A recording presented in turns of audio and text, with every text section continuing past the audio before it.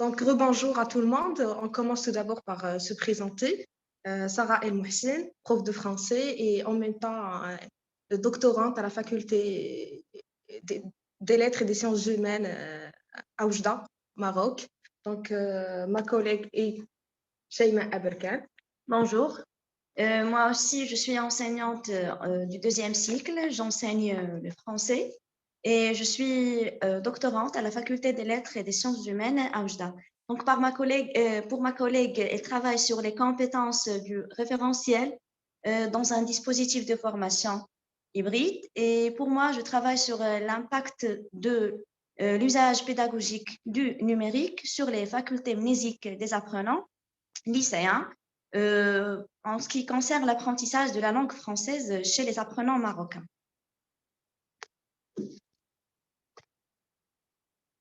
Alors, donc, comme c'est arrivé à tout le monde, au début de l'année 2020, le ministère de l'Éducation nationale, de la formation professionnelle, de l'enseignement supérieur et de la recherche scientifique a décidé de fermer les établissements et les universités marocaines afin de limiter la propagation de la COVID-19.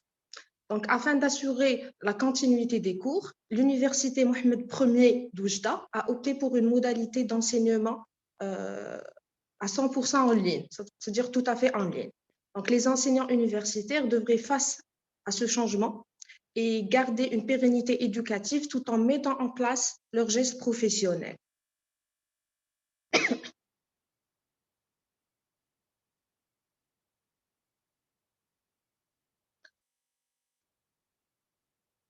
Donc, notre recherche vise à détecter et analyser les changements opérés au niveau des gestes professionnels des enseignants universitaires ayant enseigné en ligne, ça veut dire ayant vécu l'expérience d'enseigner en ligne durant le confinement.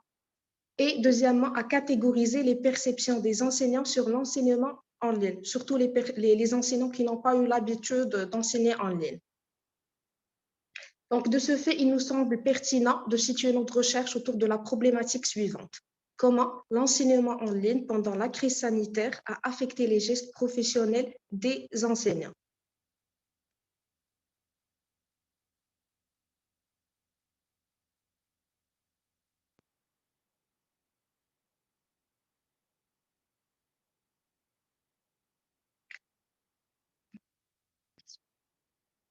Donc, afin de répondre à notre problématique de recherche, nous avons mis en avance les questions suivantes. Est-ce que l'enseignement en ligne facilite la mise en place des gestes professionnels?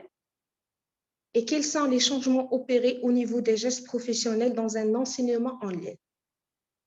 Donc, nous avons essayé de mettre en avance les hypothèses suivantes. L'outil numérique offre aux enseignants un environnement pédagogique favorable à la mise en place des gestes professionnels.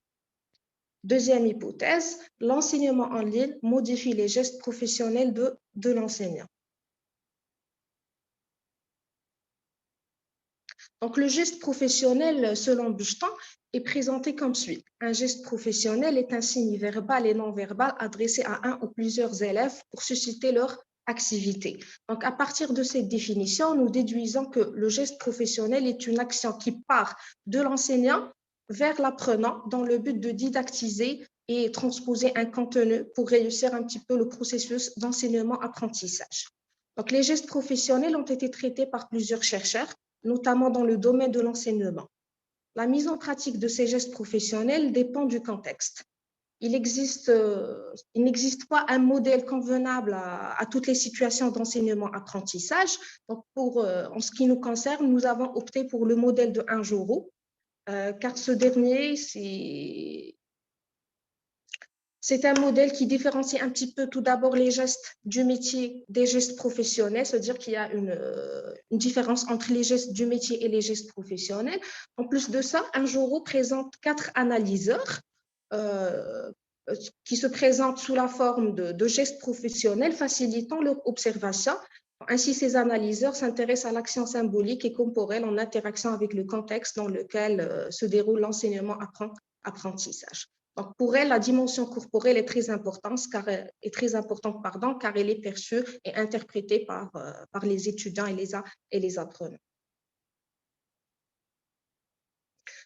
Donc, Anjuru est la pionnière, ça veut dire qu'elle est la première à introduire le concept de mouvement à la définition du geste. Il signale que la théorisation des gestes professionnels est différente de celle des gestes des métiers. Les gestes métiers se présentent comme un objet d'une transmission technique et symbolique. Ils véhiculent les codes propres au métier à travers l'affichage des savoir-faire et des valeurs pour identifier les paramètres structurant une activité. Les gestes du métier seront mis en place au cours d'un parcours professionnel, dans un contexte professionnel ou en changeant un lieu professionnel. Par contre, les gestes professionnels se caractérisent par une spécificité à l'encontre des gestes des métiers qui sont généraux. Donc, Anjuru propose 4 éléments pour analyser les gestes professionnels d'un enseignant. Donc, on commence par les gestes langagiers. Donc, ces derniers, soit les gestes langagiers ou bien méditation du corps. Donc, ces derniers sont considérés comme les premiers gestes à mettre en scène dans une classe, car avant tout, ils permettent à l'apprenant de se positionner par rapport à un savoir. Je vous signale que ce type de geste est en relation étroite avec la posture énonciative de l'enseignant. Pour définir, ça lui permet un petit peu de définir, généraliser et expliquer un contenu. En effet, c'est les accents didactiques de l'enseignant qui assurent la transition d'une activité à une autre, ainsi que la structuration et l'institutionnalisation du savoir. Donc, la tonalité constitue une partie prenante des gestes langagiers car il véhicule des informations tout en essayant d'attirer l'attention des apprenants. Deuxième geste, les gestes de mise en scène des savoirs. Donc, pour inscrire un savoir dans une séance, l'enseignant est conscient de la mise en lien entre les savoirs précédents, le contexte et les objectifs de la nouvelle séance. Donc, pour ce faire, l'enseignant se réfère au rappel, c'est-à-dire il essaie un petit peu de faire une mise en situation pour permettre un petit peu à ses apprenants d'être à jour et de pouvoir suivre la séance, le cours. Donc, pour ce faire, il fait appel à la notion du rappel. Au fil de la séance, l'enseignant rend ce savoir accessible aux apprenants à travers la simplification, à travers les exemples, bien sûr, tout en prenant en considération le niveau de ces apprenants. Et bien sûr, les interactions des apprenants.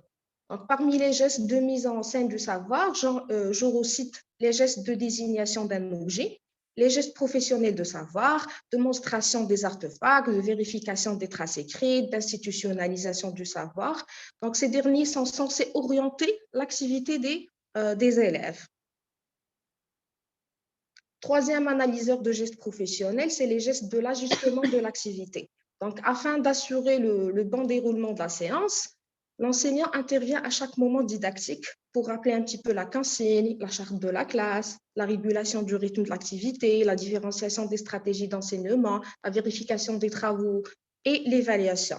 Joro avance que les gestes de l'ajustement de l'activité ressortent du sens de Kairos. Ce dernier est en relation étroite avec le sens de l'improvisation et de l'intuition de l'instant. C'est-à-dire que l'enseignant choisit le bon moment pour intervenir, pour faire preuve également de prise de risque.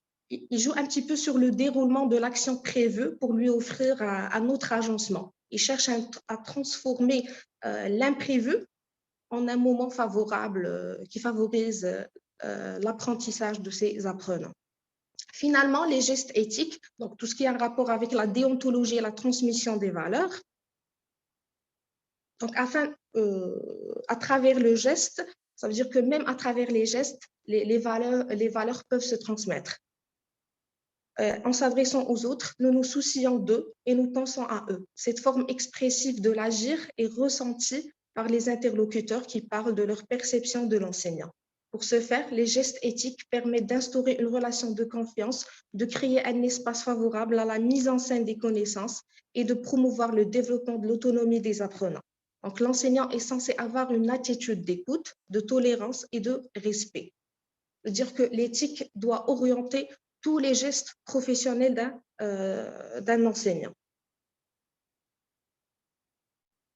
Donc, pour répondre à notre problématique de recherche qui s'articule autour des changements opérés au niveau des gestes professionnels des enseignants ayant enseigné en ligne, donc nous avons opté pour une recherche qualitative.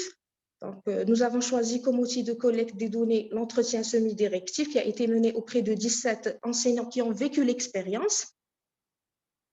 Et également, on a essayé d'observer les traces écrites, ça veut dire les cours déroulés sur plateforme et qui sont au nombre de 40. Donc, les cours en ligne se sont déroulés sur la plateforme Moodle, version 3.0.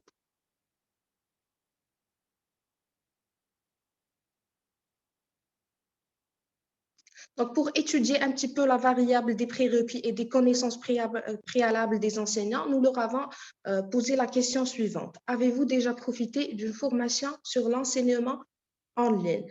Donc, nous, on cherchait à voir un petit peu si les enseignants étaient prêts pour vivre cette expérience et est-ce qu'ils avaient des prérequis qui vont leur faciliter ce passage du présentiel à l'enseignement à distance. Donc, d'après les réponses des enseignants, nous remarquons que la quasi-totalité des enseignants interviewés ont été déjà formés sur l'enseignement en ligne.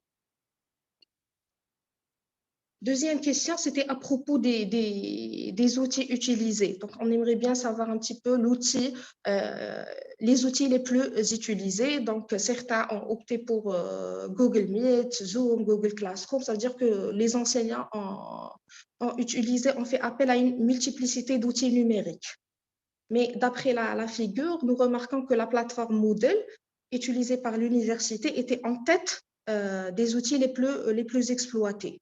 Donc, pour la simple raison, c'est que pour les enseignants, ils ont trouvé que Moodle est un outil facile à manipuler, facile à utiliser. En plus, la plateforme Moodle offre différents environnements d'apprentissage collaboratif qui sont centrés plus sur l'apprenant. Troisième question, c'était un petit peu pour voir comment les enseignants ont réussi à implémenter leurs cours sur la plateforme. C'est-à-dire, est-ce qu'ils étaient capables de le faire ou bien ils ont fait appel à l'équipe technique. Donc, d'après la figure, 70% des enseignants ont réussi à implémenter leurs cours eux-mêmes sans faire appel à l'équipe technique, à l'encontre de ceux qui n'ont pas réussi à le faire. Et cette catégorie-là, ce groupe d'enseignants qui n'ont pas réussi à implémenter le cours, ce sont des enseignants qui n'ont pas profité d'une formation sur l'enseignement en ligne et n'ont jamais enseigné préalablement via le numérique. Donc, question suivante, c'était sur les ressources utilisées. Donc, selon les enseignants, l'usage d'une multiplicité de ressources répond parfaitement aux besoins de leurs étudiants. C'est-à-dire qu'ils ont essayé un petit peu de prendre en considération le niveau et également le mode d'apprentissage, le style d'apprentissage de leurs étudiants. Donc, et permet à chaque étudiant d'apprendre selon son propre style d'apprentissage. Leur seule préoccupation était de permettre aux étudiants de suivre les cours dans cette situation critique et leur offrir surtout un enseignement de qualité, tout en bien sûr leur rendant le savoir accessible. Donc, ce sont des captures faites plutôt extraites de la plateforme qui montrent un petit peu les différents outils utilisés, soit des vidéos partagées sur la plateforme qui sont déroulées sur YouTube, soit des documents PDF. Donc, comme je vous ai dit, selon les enseignants, cette multiplicité d'outils répond parfaitement aux besoins de leurs apprenants et a essayé également de permettre à leurs apprenants d'apprendre selon leur propre style d'apprentissage. Donc, le tableau suivant présente un petit peu les difficultés rencontrées par les enseignants pendant l'enseignement en ligne. Donc, le tableau englobe un petit peu les différents types de difficultés rencontrées lors de l'enseignement en ligne. Ces derniers sont d'ordre technique, tels que le dysfonctionnement de la plateforme, la mauvaise connexion, l'authentification, c'est-à-dire pour accéder à la plateforme, les étudiants avaient besoin d'un mail institutionnel. Donc, il y avait ce problème d'authentification Également des difficultés d'ordre pédagogique qui se manifestent au niveau de l'absence d'interaction synchrone et asynchrone des étudiants. Donc, par conséquent, ce comportement réduit la motivation chez les enseignants. Aussi, il était difficile aux enseignants de vérifier le degré d'atteinte des objectifs de la séance. C'est-à-dire, en ligne, c'était difficile un petit peu de vérifier si les apprenants ou bien si les étudiants ont réussi vraiment à assimiler le contenu du cours. Et des difficultés d'ordre social ont été aussi signalées parce qu'il y avait vraiment un bon nombre d'étudiants qui ne se disposaient pas de moyens financiers, que ce soit pour acheter soit un PC ou bien tout simplement pour payer les frais de la connexion, afin pour qu'ils puissent suivre les cours en ligne. Donc, je cède la parole à ma collègue. Donc, bonjour. Maintenant, je vais parler du changement des gestes professionnels qui s'est déroulé en enseignant en ligne chez les professeurs universitaires. Donc, en se basant sur le modèle de Joro et les perceptions des enseignants collectées à travers l'entretien semi-directif, nous essayerons d'analyser ces changements selon les 4 analyseurs: les gestes langagiers, les gestes de mise en scène de savoir, les gestes d'ajustement des activités et les gestes éthiques. Donc, comme vous le savez déjà, la médiation du corps joue un rôle primordial dans la structuration et l'institutionnalisation du savoir. L'absence physique de l'enseignant et de l'étudiant est parmi les facteurs qui freinent la mise en place des gestes langagiers, tels que l'accent didactique, la structuration du savoir, la tonalité, pour captiver l'attention de l'étudiant. En conséquence, les étudiants restent toujours passifs devant l'écran. Il y avait même ceux qui dormaient pendant le cours. Donc, ce manque d'interaction met l'enseignant dans une situation vraiment étonnante vis-à-vis le degré d'assimilation du contenu du cours. En raison de stimuler l'intérêt des étudiants, l'enseignant était censé répéter à maintes fois les éléments du cours, tout en essayant de réguler la tonalité en fonction du rythme d'apprentissage des étudiants. Donc, d'après l'entretien, nous avons constaté que, ensemble, les enseignants ont perçu que le cours en ligne est transmissif et aussi mécanique.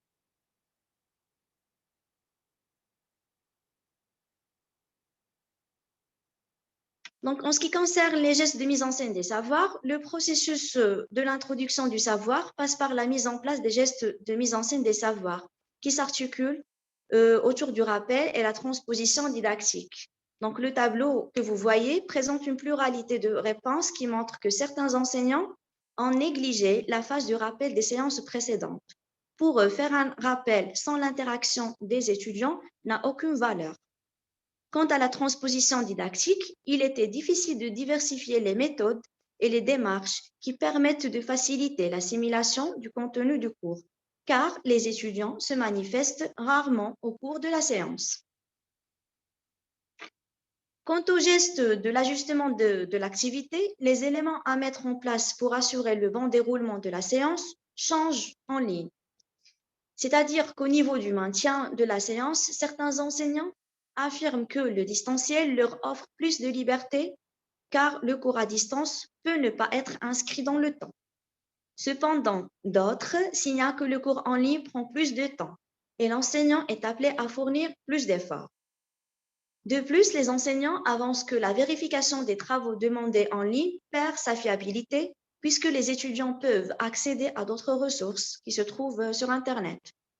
Donc, et pour l'évaluation sommative en ligne, elle se fait d'une façon traditionnelle via un test écrit. Donc, comme vous voyez ici sur la plateforme, il y a un exemple d'un test écrit.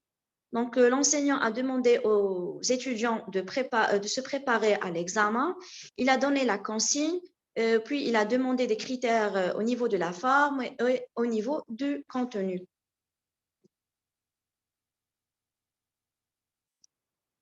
Aussi, il nous a semblé pertinent de parler de l'interactivité et l'interaction sur la plateforme à travers le forum.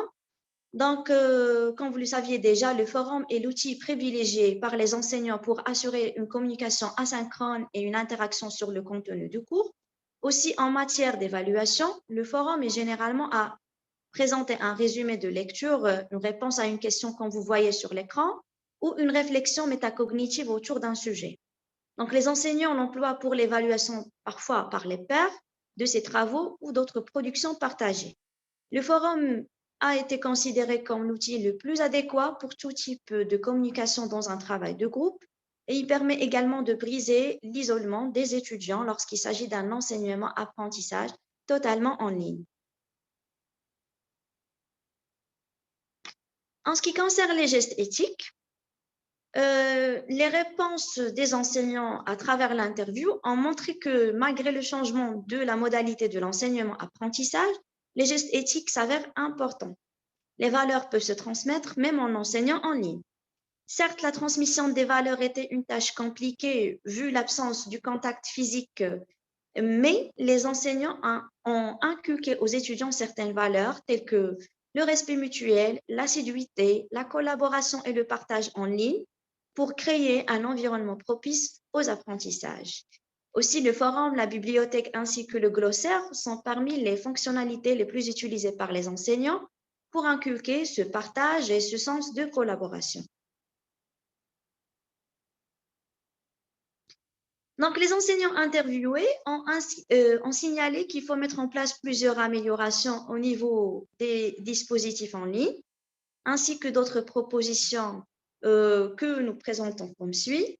Donc, leur proposition, c'était qu'il faut motiver les enseignants par des formations, des rémunérations et des récompenses.